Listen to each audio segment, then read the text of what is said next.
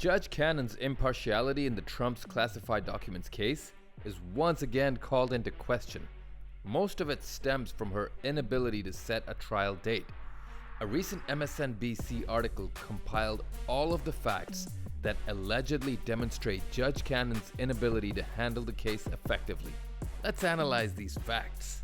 So Judge Cannon just continues to pile up these evidentiary hearings with no end in sight, because when Donald Trump's defense attorneys were asked for a proposed trial date and they said we could do it August 12th, she said, no, I'm setting no trial date. That, quite frankly, is depriving the American people of their right to have this trial resolved. According to the MSNBC.com article by Glenn Kirschner, published on June 27, 2024, each new development in Donald Trump's federal criminal case in Florida makes it increasingly clear that the impartiality of presiding Judge Aileen Cannon might, as federal law puts it, reasonably be questioned.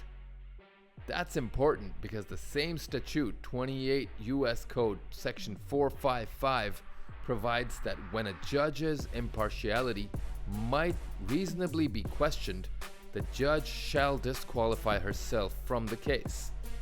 Even before the case commenced, when Trump complained in a court about the FBI seizing his stuff, Cannon ordered the Justice Department to stop investigating the classified documents that were retrieved from Trump, despite them being seized under a lawfully issued search warrant. She then appointed a special master to review the evidence the FBI had taken, bringing the investigation to a grinding halt. According to the lawfaremedia.org article by Catherine Pompilio, published on Thursday, December 1st, 2022, on December 1st, in a unanimous per curiam decision, the U.S. Court of Appeals for the 11th Circuit ruled to reverse an order issued by U.S. District Judge Aileen Cannon to appoint a special master to oversee the review of classified documents seized from former President Donald Trump's Mar-a-Lago residence on August 8th. The 11th Circuit found that Cannon improperly exercised equitable jurisdiction in hearing the case and that the entire proceeding should be dismissed. Notably, the case also found that regardless of the status of the document in question, personal or presidential, the government maintains the authority to seize it under a warrant supported by probable cause. The panel wrote, "The law is clear. We cannot write a rule that allows any subject of a search warrant to block government investigation after the execution of the warrant. Nor can we write a rule that allows any former presidents to do so." The following clip was posted on September 29, 2022. In other words, Judge Cannon's ruling forced the DOJ to halt its criminal investigation of Donald Trump until the special master completed his work. Though she did allow the Office of the Director of National Intelligence, the ODNI, to continue its classification review and/or intelligence assessment of those documents. Now, the DOJ swiftly appealed Judge Cannon's ruling to the 11th Circuit, that is, the Court of Appeals that oversees Judge Cannon. But it also separately petitioned Judge Cannon for a partial stay of her ruling. Went back to her to ask her to partially stay. In June 2023, Trump was indicted in the Florida case. The New York Times reports that after the case was assigned to Cannon, two more experienced colleagues on the federal bench in Florida urged her to pass it up and hand it off to another jurist. Cannon refused. Since then, we've seen a steady stream of conduct that supports the conclusion that she's either incompetent, favors Trump, or both. The New York Times. Headline: Judge in Trump documents case rejected suggestions to step aside.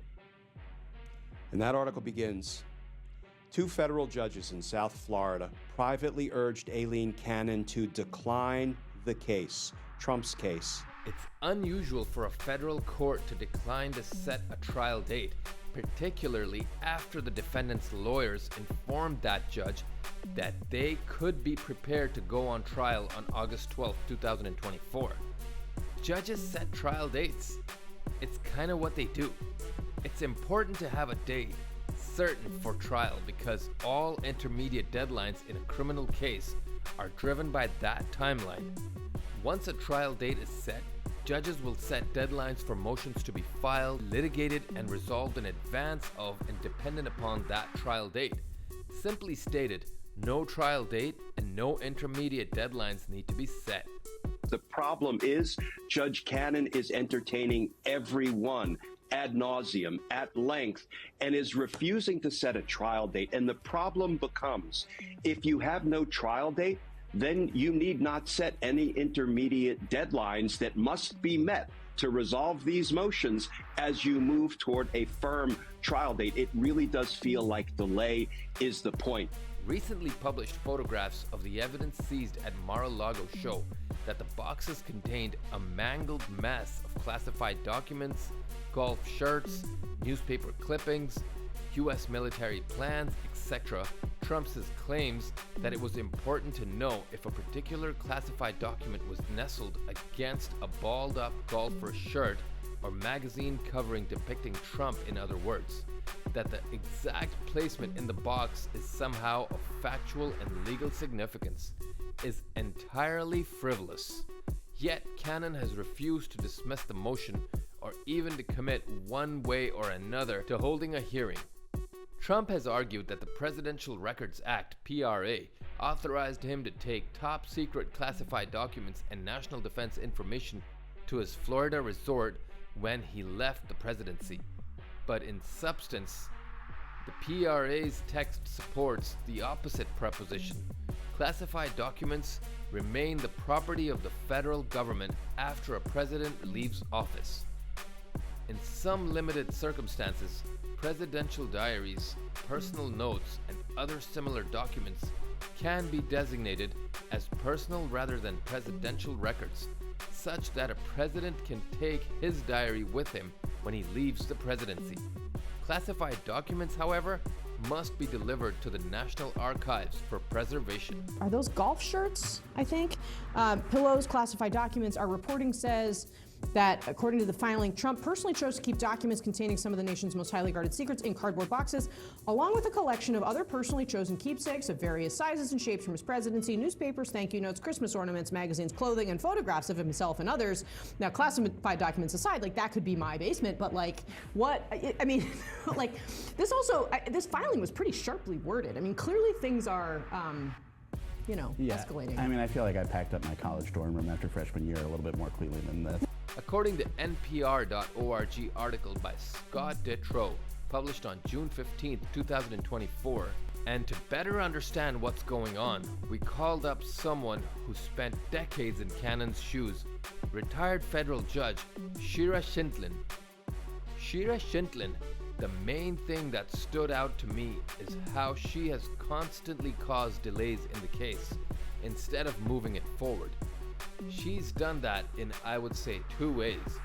One is her inability to rule in an efficient manner, and most experienced judges, which of course I consider myself, after the 27 years you mentioned, try to know which motions really require further consideration argument and which, instinctively you could say, frankly, one word, denied, and you can rule from the bench. The second thing that stands out to me is what appears to me to be her dislike of the government and her favoritism towards the defense. I'm not saying that that's going to, in the end, determine how she rules on everything, but she seems to have a visceral dislike of Jack Smith and his team. She's constantly criticizing them, and she almost never treats the defense that way. So she's kinda onto them, I would say. In writing and orally from the bench, she's always saying sort of negative things, and you can feel it. You feel it in the aura of how she's handled the case. She's been slow walking this, as somebody again said tonight, for a long, long time. She has 8 undecided motions. She could have ruled on half of them by now, but she doesn't rule. She puts it all off. Then she says there are many complex issues regarding classified documents, and that's true. But if she had done her job, there wouldn't be 8 left. There might be 3, and she could set a trial date. That's it for today, folks. Thanks for watching the Daily News. Stay tuned for more updates, and God bless America.